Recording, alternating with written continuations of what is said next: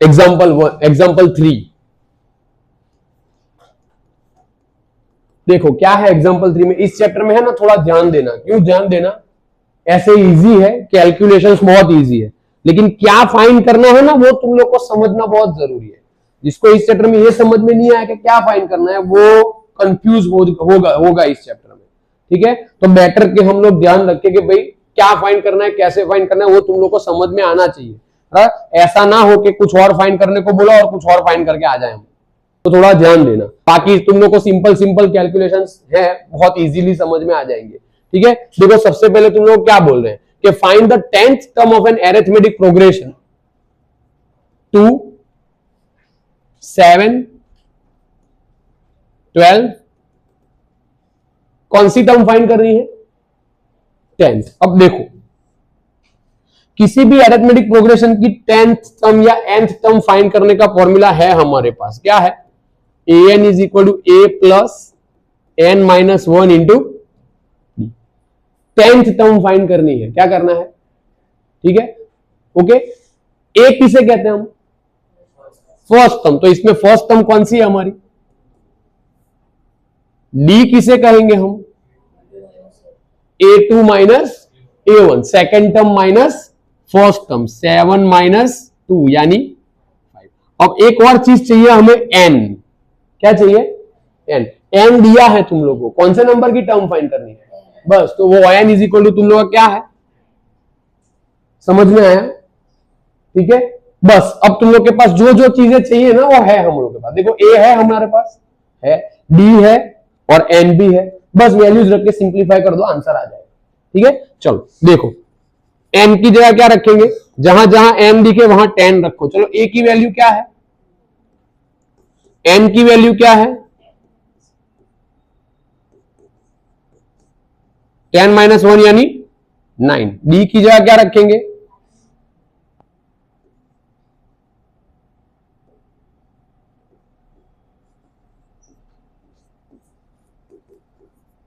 चलो 9 5 45। अब यहां भी थोड़ा ध्यान देना है। देखो ये 9 और 5 के बीच में मल्टीप्लीकेशन है, तो 2 9 18 या 2 प्लस 9 ऐसा मत कर देना। ठीक है ना, अगर दो नंबर के बीच में मल्टीप्लीकेशन हो, मल्टीप्लीकेशन एडिशन सब्ट्रैक्शन का कॉम्बिनेशन हो, तो बोडमास रूल अप्लाई करना है। सबसे पहले क्या होगा? क्या होगा?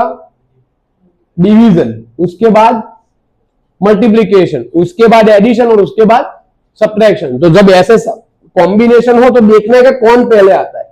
तो मल्टीप्लीकेशन पहले आता है, तो जिन नंबर के बीच में मल्टीप्लीकेशन है उन दोनों को पहले मल्टीप्लाई करो। समझ में आया ना? ठीक है, फिर ऐसा ना हो कि 2 प्लस 9 कर दो, 2 प्लस 9 हो जाएगा 11 और फिर 5 से मल्टीप्लाई करो, क्योंकि 2 प्लस 9 नहीं है वो, ये पूरी अलग से टर्म है ये 9 5।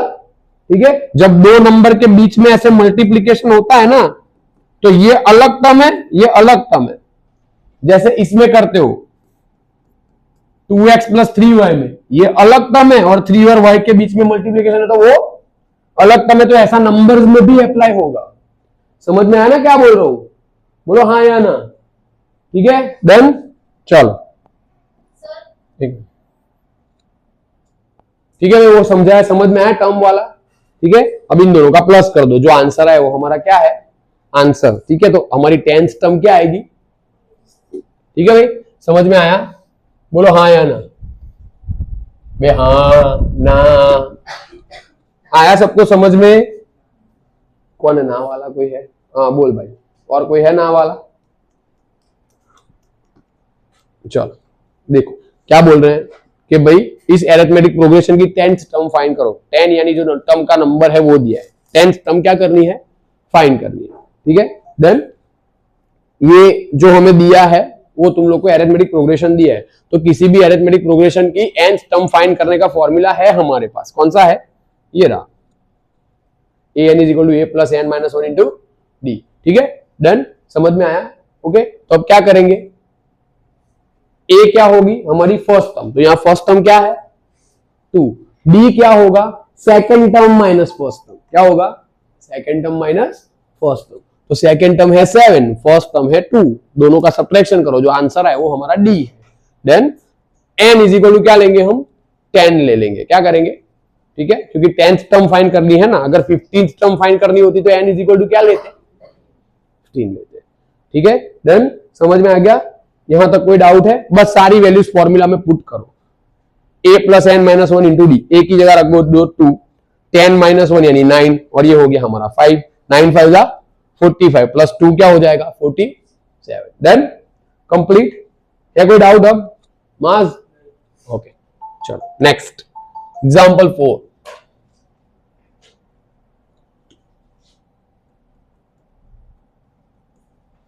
चलो क्या बोल रहे हैं कि which term of an arithmetic progression 21 18 15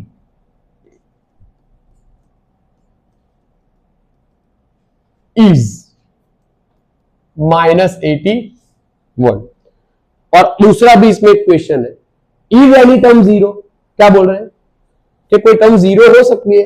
देखो मींस के क्या बोल रहे हैं कि इस एरिथमेटिक प्रोग्रेशन की कौन सी टर्म -81 होगी, कौन सी टर्म, यानी पहली टर्म होगी, दूसरी टर्म होगी, तीसरी टर्म होगी, चौथी टर्म होगी, तो उसको हम कॉमनली क्या कहते हैं, तो फाइंड क्या करना है, एन फाइंड करना है, ठीक है, समझ में आया ना क्या फाइंड करना है, कैसे, कौन सी टर्म ये होगी। अब इस टर्म का नंबर हमें नहीं पता कि, तो इस टर्म को हम क्या ले लेंगे, टर्म का नंबर नहीं पता ना हमें, टर्म की वैल्यू पता है, टर्म की वैल्यू है -81, टर्म की वैल्यू क्या है -81, टर्म का नंबर नहीं पता है, समझ में आया ना, ठीक है, तो क्या करेंगे, टर्म का नंबर फाइंड करेंगे, ओके देन चलो,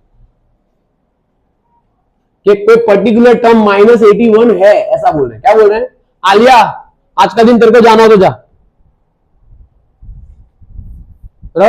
कौन सी टर्म -81 है, तुम इस टर्म की वैल्यू दी है, उस टर्म का नंबर फाइंड करना है, पहली है, दूसरी है, तीसरी है, चौथी है, 10वीं है, 15वीं है, कौन सी, ठीक है, समझ में आया ना क्या बोल रहा हूं, ओके। अब इसके लिए जो वैल्यूज चाहिए वो यहां से मिलेगी, देखो फर्स्ट टर्म क्या होगी हमारी, डी क्या होगा भाई 18 -20, देखो second term minus first term कर रहे हैं, तो हर केस में ऐसा नहीं होगा कि भाई छोटे से बड़े नंबर होंगे, कुछ केस में ऐसा भी होगा कि बड़े से छोटे नंबर हो, तो ऐसा नहीं कि फर्स्ट में से सेकंड माइनस कर दो, ना ना ना, समझ में आया ना, जिस सीक्वेंस में जा रहे हो उसी सीक्वेंस में जाना है, कौन सी सीक्वेंस है, second term minus first term वाली, ठीक है, तो ये क्या हो जाएगा फिर -3, देन एन हमें क्या करना है, फाइंड करना है, ये हम लोग का केस 1 है, कौन सा है, इसमें 2 सम्स है ना, ठीक है, तो फिर क्या करेंगे, a n is equal to a plus n minus 1 into d, therefore -81 is equal to 21 plus n हमें फाइंड करना है, डी हमारे पास है, ठीक है, देन समझ में आया सबको। अब देखो ये +21 इस तरफ ले आओ तो क्या हो जाएगा ये, ठीक है। अब देखो थोड़ी फैसिलिटी के लिए काम करता हूं मैं, क्या काम कर रहा हूं, अब देखो ये पूरी तो टर्म प्लस है ना, ये वाली पूरी टर्म कैसी है प्लस, लेकिन ये -3 को मैं आगे लिख रहा हूं, ब्रैकेट में ही रखा है अभी मैंने, तुम लोग को समझ में आया, इसलिए जब तुम लोग सम्स कैलकुलेट करते हो जाओगे तब से तुम लोग को प्रॉब्लम नहीं होगा, लेकिन अभी नया नया है इसलिए अपने ये काम कर रहे हैं, ठीक है, n-1, ठीक है भाई, समझ में आया, कुछ किया नहीं है, सिर्फ ये जो 3 पीछे था ना इसके उसको आगे लिखा है, मैं 2 3 जा करूं या 3 2 जा करूं, आंसर क्या आएगा, ठीक है, तो n-1 इंटू -3 करे या -3 इंटू n-1 करे, आंसर कैसा रहेगा, ठीक है ना, कम्यूटेटिव प्रॉपर्टी फॉलो करता है मल्टीप्लीकेशन, वो पता है तुम लोग को, ठीक है, देन ओके, चलो यहां तक कोई डाउट है किसी को, बोलो हाँ या ना, सबका कंप्लीट, ठीक है, चलो -81 -21 क्या होगा, 102, कैसा, -102, ठीक है। अब ये हो गया हमारा -3n, ठीक है ना, minus plus minus plus minus और minus minus, then complete, okay. अब क्या करेंगे, फिर से सेम सिचुएशन, +3 को उठा के इस तरफ ले आओ, तो -102 -3 इज इक्वल टू -3 n, चलो -102 -3 क्या होगा, -105 is equal to -3 n, done complete. अब क्या करेंगे, देयरफॉर -105 -3 इज इक्वल टू 10। क्यों ऐसा किया मैंने? डिनोमिनेटर में क्यों ले दिया? 3 और n के बीच में क्या है? -3 और n के बीच में क्या है? मल्टीप्लीकेशन है। तो इसको हम न्यूमरेटर में कंसीडर करेंगे, कहां चला जाएगा वो? डिनोमिनेटर में चला जाएगा। ठीक है, माइनस माइनस प्लस। ठीक है भाई, समझ में आया ना सबको? n is equal to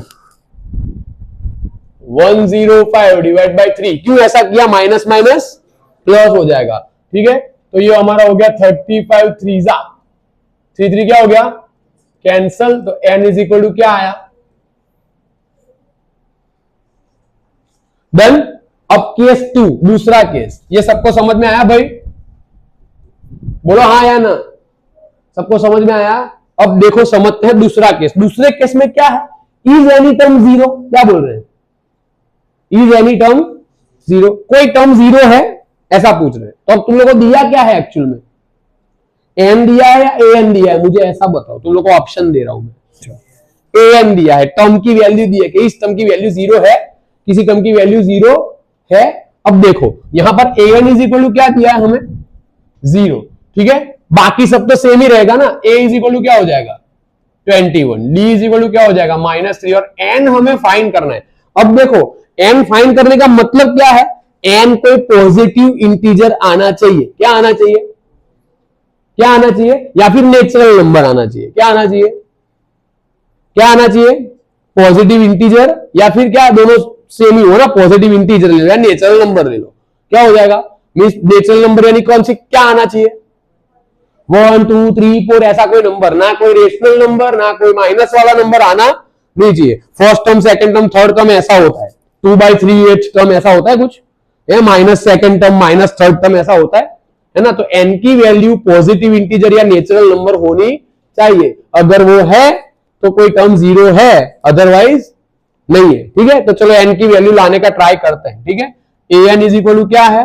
a plus n minus 1 into b. Therefore क्या हो जाएगा? 0 इज इक्वल टू ए क्या है? 21। एन माइनस 1 डी क्या है हमारा?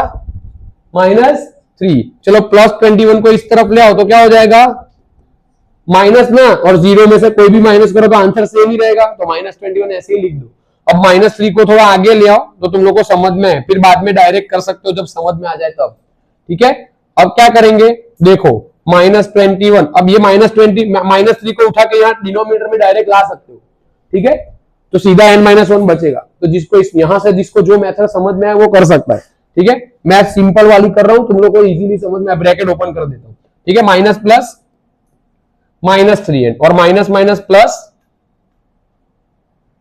1 ना। माइनस माइनस 3 1 जा 3। ठीक है, अब ये +3 को उठा के इस तरफ ले आओ तो क्या हो जाएगा? ये -21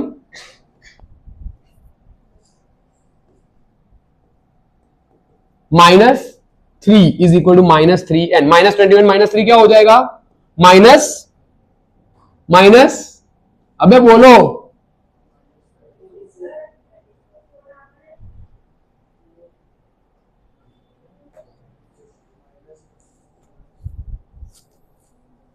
-21 -3 -24 इज इक्वल टू -3n। चलो अब 3 और n के बीच में क्या है? मल्टीप्लीकेशन। तो वो न्यूमरेटर में कंसीडर होगा। न्यूमरेटर चला जाएगा कहां? Minus minus plus. ठीक है ना, तो n इज इक्वल टू क्या हो जाएगा? 24 डिवाइड बाय 3। 8 3 जा 24, 3 3 कैंसल। तो जरीन 8 कहां बचेगा? न्यूमरेटर में या डिनोमिनेटर में? हाँ, समझ में आया ना। अब पेपर में ऐसी मिस्टेक्स ना करना। हाँ, समझ में आया भाई सबको? बोलो हाँ या ना। कंप्लीट। तो अब देखो n कोई नेचुरल नंबर आ रहा है? आ रहा है ना। ठीक है ना, तो यहां पर क्या लिखे? Therefore 8th term is 0। देखो हमें पूछा क्या था कि कौन सी टर्म 0 है, या फिर ऐसा पूछा कोई टर्म 0 है तो कौन सी टर्म 0 आई? तो क्या लिखेंगे? 8th term is 0। समझ में आया भाई सबको? बोलो हाँ या ना। कंप्लीट है? कोई डाउट?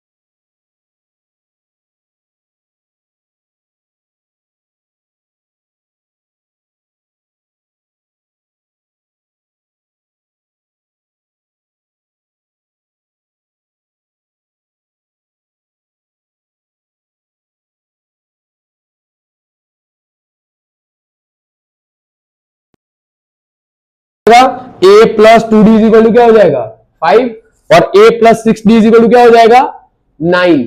सही है ना। अब क्या करेंगे बोलो, साइन चेंज कर लो, ये प्लस है तो क्या हो जाएगा, ये प्लस है तो क्या हो जाएगा माइनस, और ये भी प्लस है तो माइनस, ये प्लस और माइनस क्या हो गए कट आउट। ठीक है चलो अब देखो, +2 - 6 क्या होगा -4 इज इक्वल टू 5 - 9 वो भी -4। देयरफॉर क्या हो जाएगा कि भाई d इज इक्वल टू -4 अपन -4, माइनस माइनस प्लस, और 4 4 कैंसल, तो क्या बचेगा फहद, क्या बचेगा 0 ना बचे, क्यों, पर ऐसा क्यों है, दोनों कैंसल हो गए तो क्या बचेगा। ठीक है ना, मल्टीप्लीकेशन के लिए आइडेंटिटी एलिमेंट कौन है 1 है, इसलिए 1 बचेगा। ठीक है ना चलो, और प्लस माइनस में कैंसिल करो तो 0, क्यों क्यों, प्लस माइनस के लिए आइडेंटिटी एलिमेंट कौन है 0, इसलिए। ठीक है चलो देखो, अब ये वैल्यू हमारी हो गई d इज इक्वल टू 1, इसको दे देते हैं नंबर 3।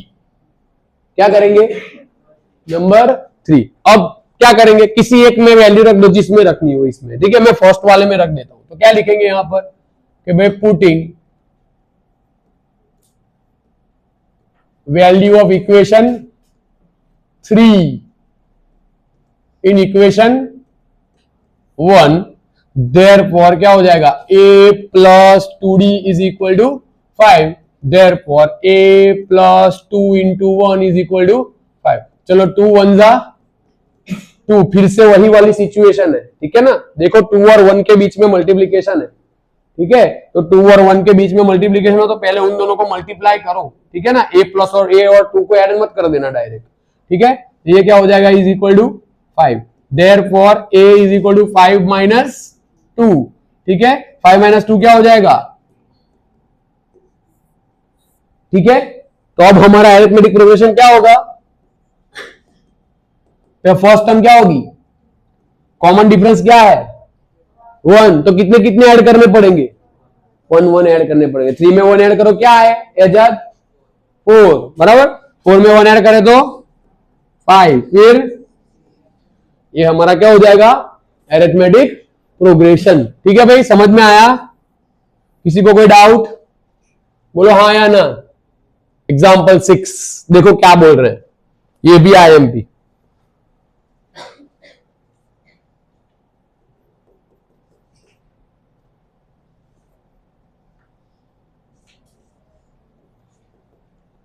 क्या है, check whether 301 is a term of the list of the numbers 5, 11, 17, 23। Check करो कि 301 ये जो दिया है ना उसकी टर्म है या नहीं।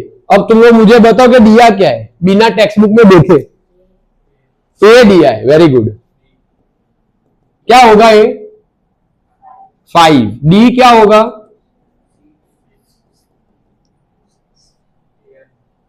क्या दिया है ए एन, टर्म की वैल्यू दी है, कितनी दी है 301, तो ए एन इज इक्वल टू क्या हो जाएगा 301। फाइन क्या करना है, एन फाइन करना है कि ये कोई पर्टिकुलर नंबर की टर्म है या नहीं, कोई पर्टिकुलर पॉजिटिव इंटीजर या नेचुरल नंबर आना चाहिए एन की वैल्यू, अदरवाइज वो टर्म नहीं होगी। समझ में आ गया क्या करना है सब में, बोलो हाँ या ना, तो बोलो हाँ या ना, आ रहा है ना समझ में। चलो देखो तो क्या करेंगे अब,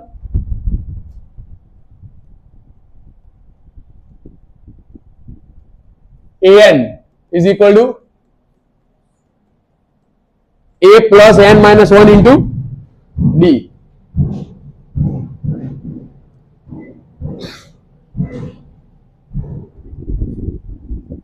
चलो क्या है ए एन,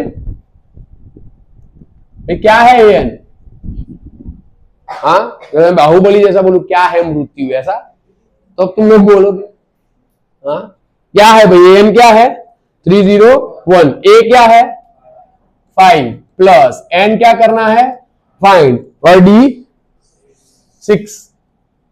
ठीक है, चलो अब क्या करेंगे बोलो,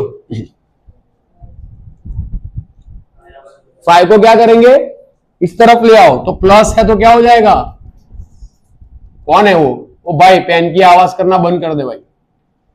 हाँ फिर वो पत्थर लेके नहीं गाता इंस्टाग्राम पे, तो पेन लेके फिर तेरे को गाने गवाने पड़ेंगे भाई। इधर देखना, चलो देखो 301 में से 5 निकाल दो, कितने बचेंगे,